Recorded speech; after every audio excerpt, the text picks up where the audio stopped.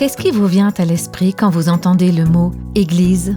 L'Église, ce n'est pas un bâtiment, ce n'est pas une organisation, ce n'est pas une institution, c'est un corps de croyants en Christ qui ont été appelés à sortir, entre guillemets, de ce monde et à être mis à part pour appartenir à Dieu, pour être son temple saint, le lieu de sa demeure et pour être utilisé pour ses plans parfaits. Voilà ce que c'est l'Église. Vous écoutez Réveille nos cœurs. Imaginez un maître artisan en train de créer un chef-d'œuvre. On verra dans tout ce qu'il fait que ses critères de beauté sont très élevés. Je pense qu'on peut dire que Dieu est un maître artisan. C'est même le plus qualifié. Et il nous appelle à être à part, à être unique. On va tout de suite en apprendre plus dans ce deuxième épisode de notre série intitulée « La splendeur de la sainteté ». J'ai une amie de longue date, une femme très fidèle à Dieu qui a maintenant plus de 90 ans. Moi, je l'appelle Maman G, Maman Johnson. Elle fait partie du groupe des amis qui prient pour moi. Il y a quelques années, quand j'ai commencé à écrire un livre sur la sainteté, je lui ai demandé de prier pour moi pendant la rédaction de cet ouvrage. Et non seulement elle a prié pour moi, mais elle a voulu vraiment tout apprendre sur le sujet de la sainteté par elle-même.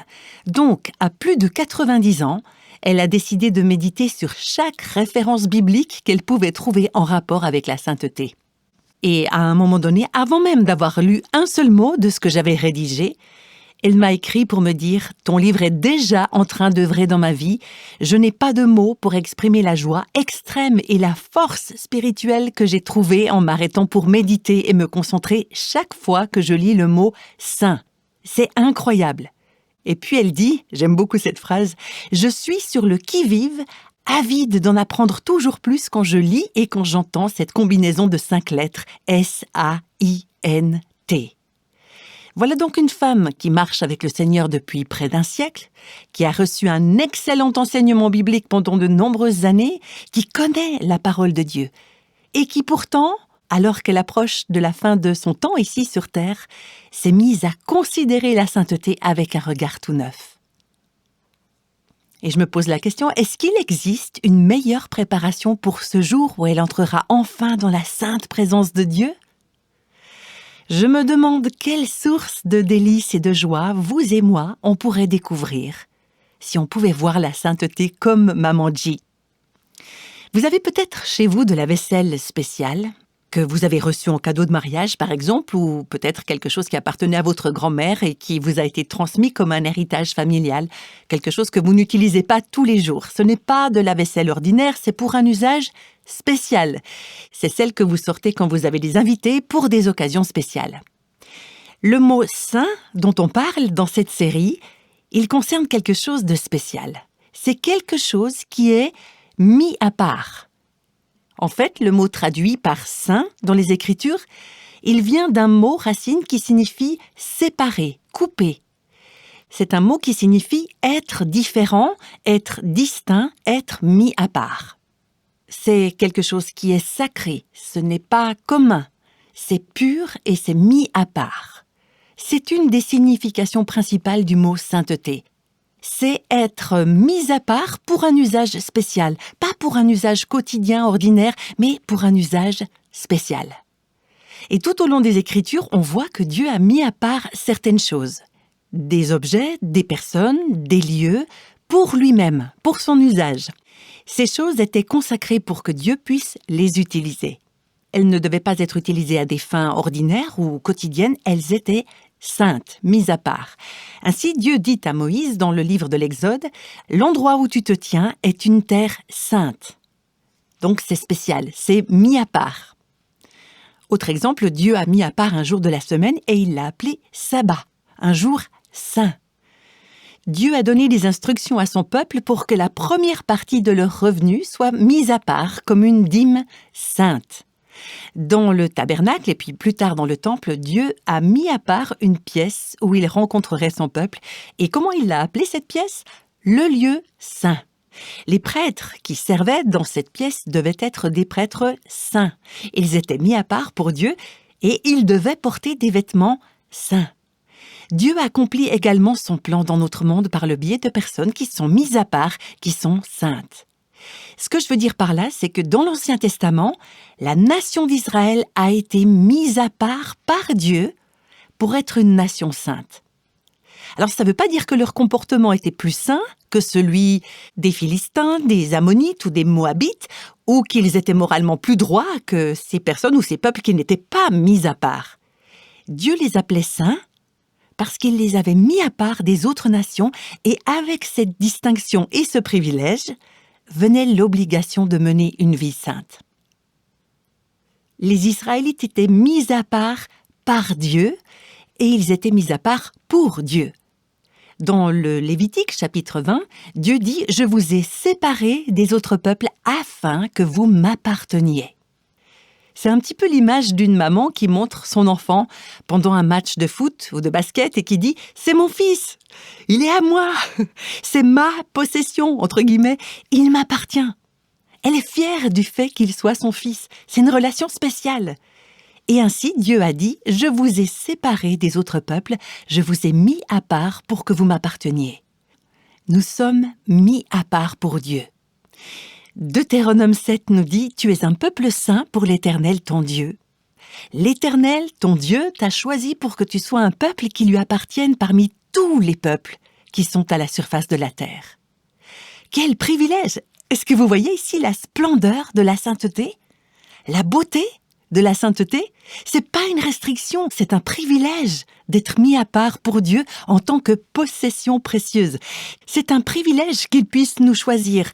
Vous, moi, plein d'autres personnes parmi plus de 8 milliards de gens sur cette planète, et qu'ils disent « Je veux que vous soyez à moi ». Et Dieu n'a pas fait cela seulement pour les Juifs de l'Ancien Testament. Dans le Nouveau Testament, Dieu a mis à part un nouveau corps, constitué à la fois de Juifs et de non-Juifs. Et ce corps, il l'a appelé l'Église. Le terme grec « ecclésia », qui est traduit par « Église » dans nos traductions en français, ça veut dire une assemblée appelée. C'est un peuple mis à part.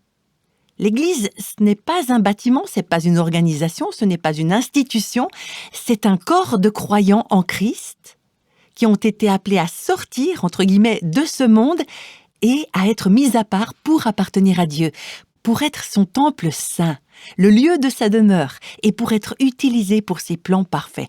Voilà ce que c'est l'Église.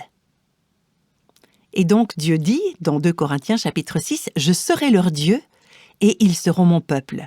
C'est pourquoi sortez du milieu d'eux et séparez-vous. » Autrement dit, soyez mis à part parce que je vous ai mis à part. Vivez des vies séparées du reste du monde. Alors écoutez bien, ça ne veut pas dire que nous n'avons pas de contact avec le reste du monde, mais ça signifie que nous ne nous permettons pas de devenir souillés, contaminés par des choses du système de ce monde, des choses qui ne sont pas saintes. C'est important de se rappeler que le fait que Dieu ait initié une relation avec nous, ce n'est pas une petite chose.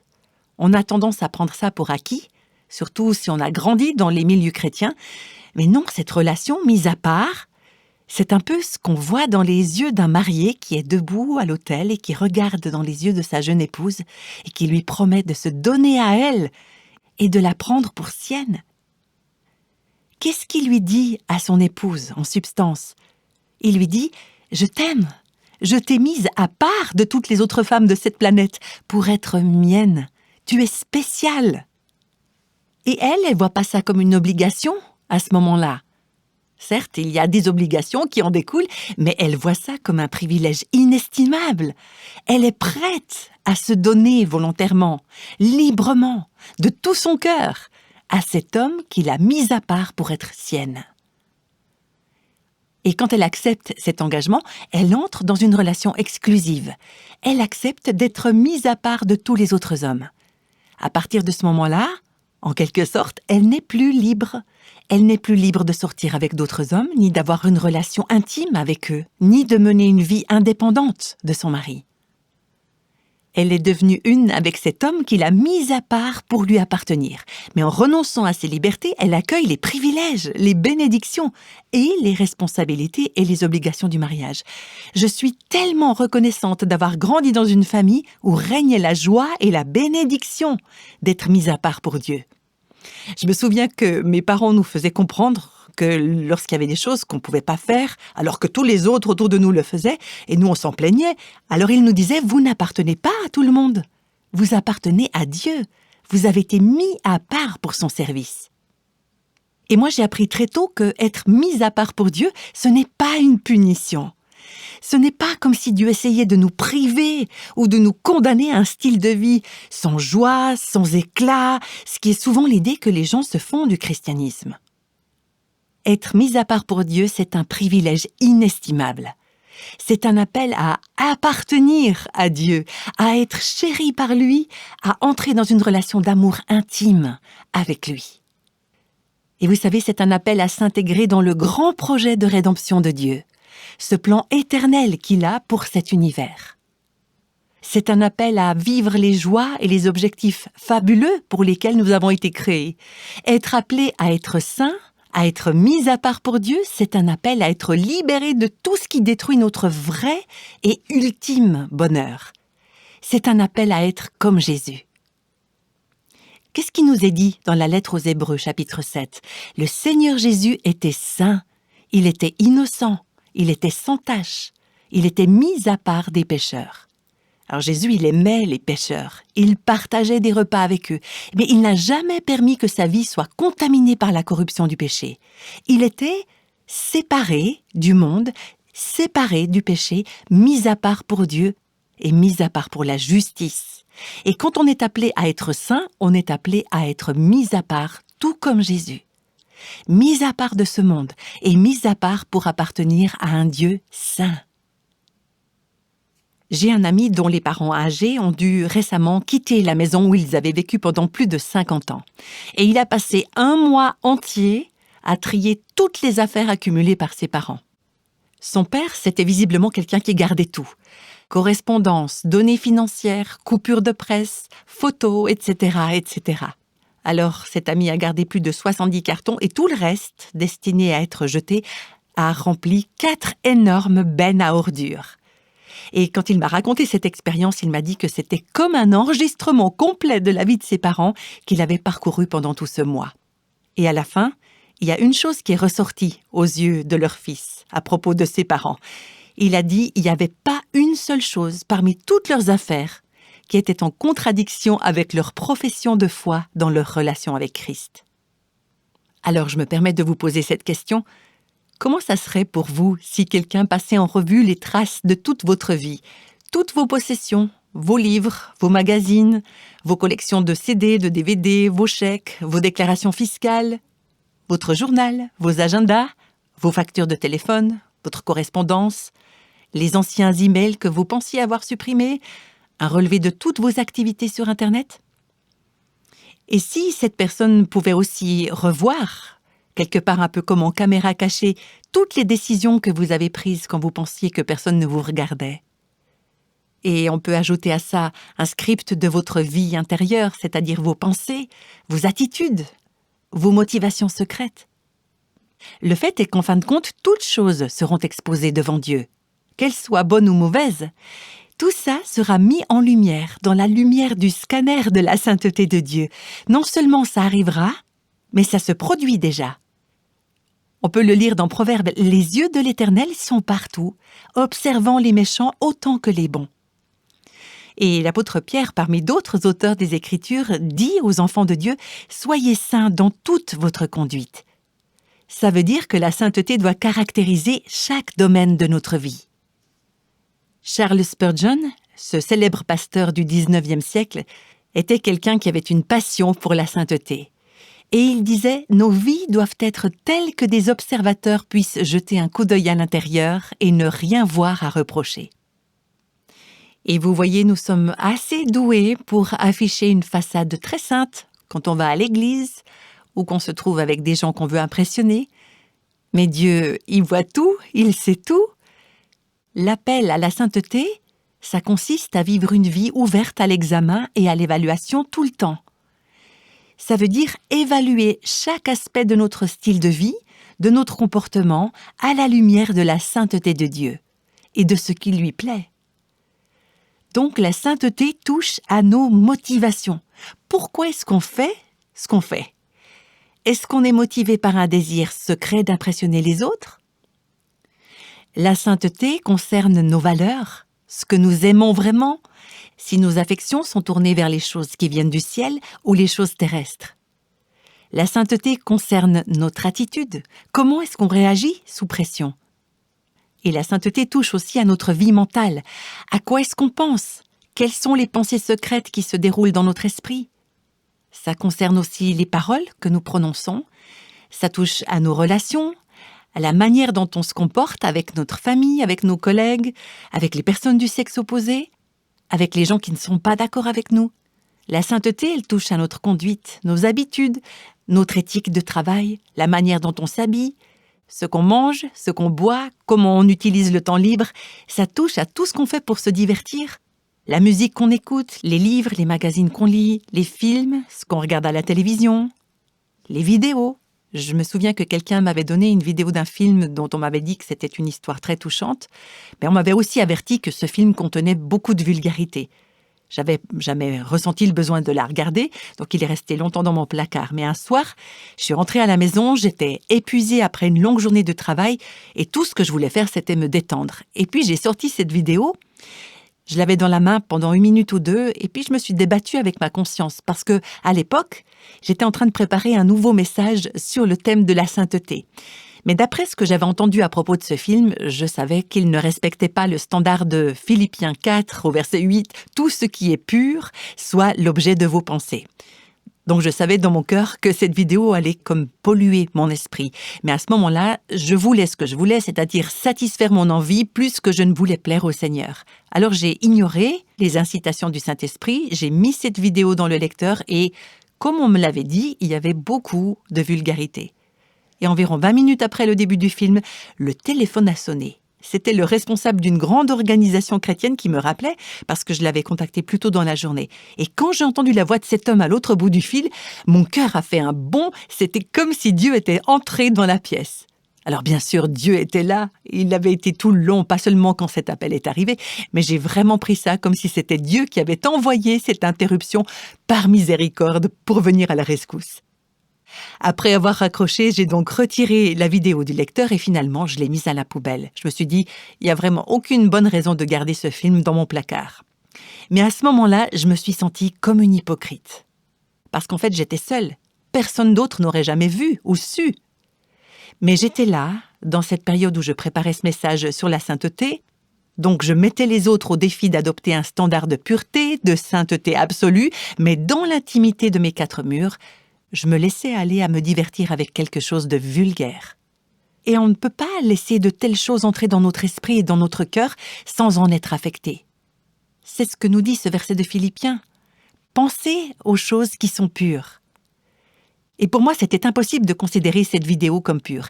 Mais plus que tout, j'étais attristée parce que je savais que j'avais attristé le Saint-Esprit qui vit en moi. J'avais choisi cette chose impure, même si je savais que ça serait un obstacle dans notre relation. Alors je me suis mise à genoux devant le Seigneur et j'ai confessé ce que j'avais fait. Je lui ai dit, tout simplement, je lui ai demandé de me pardonner, de purifier mon cœur et de me remplir de son Esprit Saint. Et je suis tellement reconnaissante, comme je sais que vous l'êtes aussi, pour le sang de Jésus qui nous purifie de toute iniquité, de toute injustice. Alors, quand j'ai médité sur ce sujet de la sainteté, non seulement à l'époque de cette vidéo, mais surtout au cours des 2 années où j'ai travaillé sur ce livre sur la sainteté, il y avait un de mes collaborateurs qui a dit « C'est génial d'avoir une patronne qui a écrit un livre sur la sainteté parce qu'on devient de plus en plus sensible aux choses qui ne sont pas saintes. » Et il a dit encore « Il y avait des choses qui ne me dérangeaient pas avant, mais qui me dérangent maintenant. » Alors en entendant ça, vous pourriez peut-être dire « Ah ça n'a pas l'air d'être formidable cette façon de vivre. » Mais dans la réalité, c'est une merveilleuse manière de vivre. Parce que, en nous séparant du système de ce monde, nous entrons dans une union et une communion plus intime avec le Dieu saint. Ça m'arrive très souvent de me demander, est-ce que ça, c'est quelque chose de saint? Est-ce que ça fait plaisir au Seigneur? Alors vous voyez, l'objectif n'est pas de cocher simplement des cases en disant « ces 10 choses-là, je ne les ai pas faites » ou « j'ai répondu à ces 10 exigences », ce n'est pas de ça dont il s'agit. On parle ici d'une relation avec le Dieu saint. Je veux faire ce que je sais qu'il aime, ce que je sais qui va faire progresser et nourrir notre relation à lui et moi.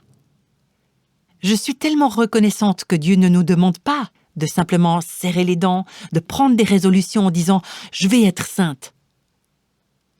Parce que ça nous tuerait. On ne peut pas être saint sans lui.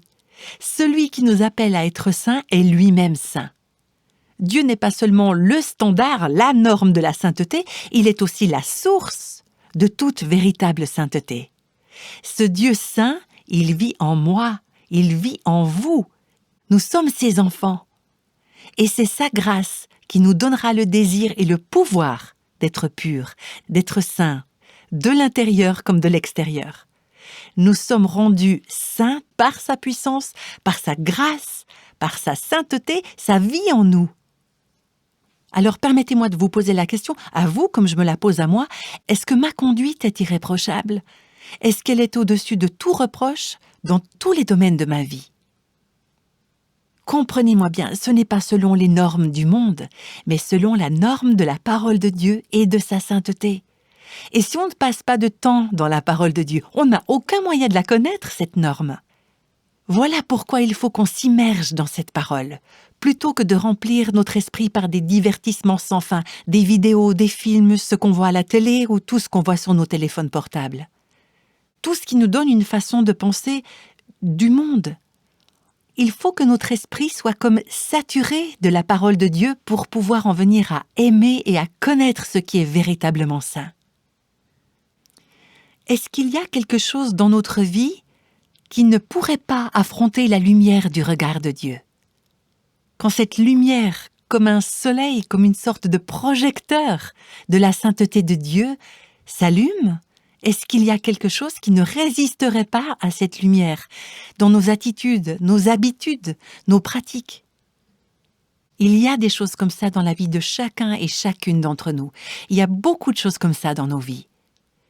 Et c'est pourquoi, en tant qu'enfant de Dieu, on veut vivre dans une relation intime tellement proche de lui que quand son Saint-Esprit nous parle, nous convainc de quelque chose, on puisse être rapide à dire « Ah oui, Seigneur, je le reconnais, je le confesse ».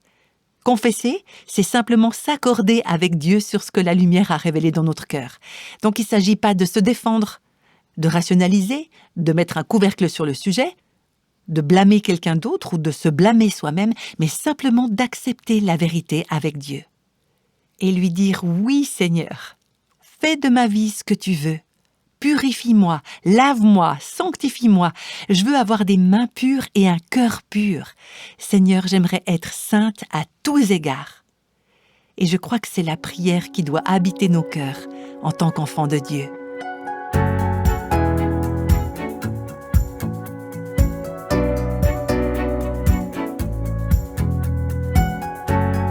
Sommes-nous prêtes à embrasser le genre de vie sainte qui a été décrite dans cet épisode? Je pense que le seul moyen, c'est de passer du temps avec le Seigneur, aujourd'hui et chaque jour d'ailleurs, et de nous assurer que nous sommes en règle avec lui, et de continuer d'avancer, de grandir dans un style de vie de sainteté. Lors du prochain épisode, on découvrira à quel point c'est une sensation merveilleuse que de laisser Dieu explorer les coins reculés de notre cœur, les coins où le péché essaye de se cacher. Et je me réjouis de vous retrouver très bientôt pour ce rendez-vous avec Réveille nos cœurs.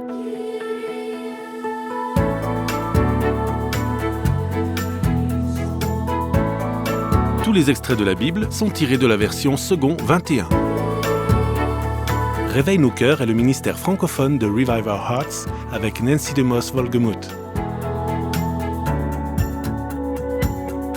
Avec les voix de Christine Raymond et Jeannette Kosman.